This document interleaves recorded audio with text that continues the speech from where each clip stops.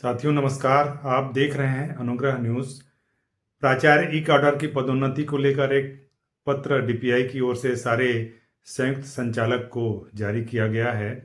यह पत्र 21 अगस्त को जारी हुआ है और अलग अलग जो संभाग हैं, रायपुर संभाग, दुर्ग संभाग, सरगुजा संभाग, बिलासपुर संभाग और बस्तर संभाग, इन सारे संयुक्त संचालकों को यह पत्र जारी हुआ है। इस पत्र में प्राचार्य जो बने हैं ई कैडर में, उनके संबंध में विस्तृत जानकारियां मांगी गई हैं। इन जानकारियों में जो मुख्य है इसमें कि प्राचार्य जो बने हैं उनका जो आदेश क्रमांक है, जो आदेश 30 अप्रैल को जारी हुआ था, उसमें संबंधित प्राचार्य का जो क्रमांक है उसकी जानकारी मांगी गई है। कर्मचारी की जो एक आईडी नंबर होता है उसकी जानकारी मांगी गई है। इसके अलावा वर्तमान संस्था में अगर कर्मचारी ज्वाइन किया है उस समय का डेट, उस दिन का, और पूर्वाह्न में ज्वाइनिंग किया है या अपराह्न में, इसकी जानकारी भी मांगी गई है। इसलिए ये मांगी गई है क्योंकि काउंसलिंग में जो नियम बना है कि अगर कोई संबंधित व्याख्याता किसी संस्था में प्रभारी प्राचार्य है और अगर उसकी पदोन्नति प्राचार्य पद पर हुई है तो उसी संस्थान में उसको जो है पदस्थापना दी जाएगी।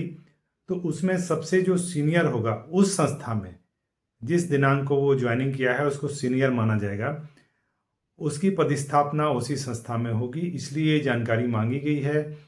इसके अलावा जो पद रिक्त हैं जहाँ जहाँ प्रिंसिपल के, उसकी जानकारी भी मांगी गई है। तो ये एक जानकारी है प्राचार्य ई कैडर पदोन्नति को लेकर के।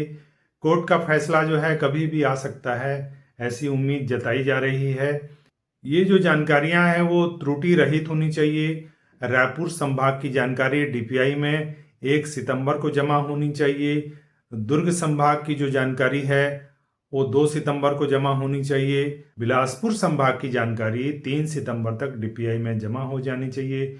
इसके अलावा जो सरगुजा संभाग हैं और बस्तर संभाग हैं, उनसे संबंधित जानकारियां 4 सितंबर को डीपीआई में जमा करने के निर्देश दिए गए हैं। तो काउंसलिंग की एक तरह से पूर्व तैयारी की जा रही है। जब भी कोर्ट का फैसला आएगा उसके बाद तुरंत ई कैडर प्राचार्य पदोन्नति की काउंसलिंग होगी।